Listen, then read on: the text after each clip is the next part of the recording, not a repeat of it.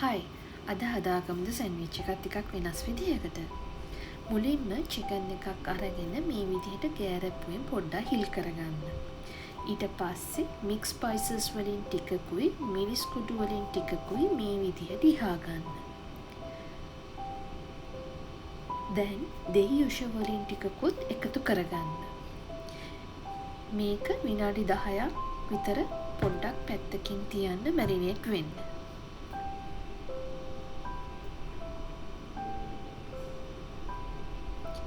ඊළඟට පෑන් එකක් අරගෙන ඒකට තෙල් චුට්ටක් දාලා ලුණු රවුමට කපාගෙන ඒකත් මේකට දාලා පොඩ්ඩක් බැදගන්න. මෙතන ලුණු ගෙඩියක් වගේ තියෙනවා. ඕගොල්ලන්ගේ රස අනුව ලුණු ටිකකුත් එකතු කරගන්න පුළුවන්. ඔය අතරේ මම පාන් පෙත්තක් අරගෙන දෙපැත්තටම බටර් ගා ගන්නවා. මේ පාන් වලට කියන්නේ චිබාටා කියලා. ඒක හරියට සවඩෝ එක බ්‍රෙඩ් එක වගේ. ටිකක් හයියයි. දැන් ලුණු ටික බැදගෙන ඉවරනට පස්සේ ඒකත් පැත්තකින් තියාගන්න. දැන් තව පෑන් එක අරගෙන අර පාන් ටික ටෝස්ට් කරගන්න. මෙන්න මේ පාට එනකම්.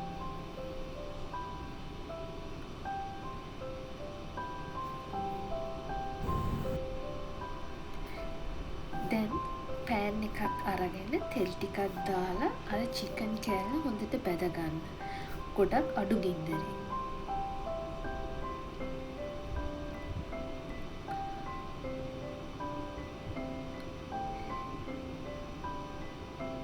ඊට පස්සේ ඒක පොඩි පොඩි කෑලි වලට කපලා මම ඒකට බාබකියු සෝස් එකෙන් ටිකක් එකතු කරගන්නවා.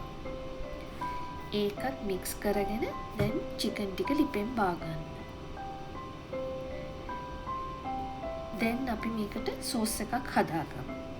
මුලින්ම භාජනයක් අරගෙන ඒකට බටර් ටිකක් දාලා පාන් පිටි තේ හැඳි භාගයකුයි රතු මිරිස් චුට්ටකුයි එකතු කරලා පොඩ්ඩක් බටර් වලින් බැදගන්න.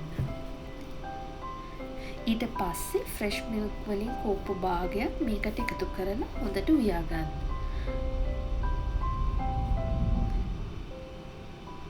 පොඩ්ඩක් මේක අඩු ගින්දරේ උයා ගන්නකොට චීස් කෝප්පු භාගයකුත් මේකට එකතු කරගෙන හොඳට උයා ගන්න. ඒක මෙන්න මේ විදිහට තික් පේස්ට් එකක් වෙනකන් මේ සෝස් එක උයා ගන්න ඕනේ. දැන් අපි සැන්විච් එක හදාගමු. මුලින්ම මේ පාන් ටික අරගෙන ඒකට මම කලින් බිත්තරයක් ස්ක්‍රැම්බල් කරලා තියාගත්තා. ඒක මුලින්ම තියාගන්න. ඊට පස්සේ බැදගත්තු ලුණු, චිකන් සහ අර අපේ වයිට් සෝස් එක අන්තිමේටම එකතු කරගන්න.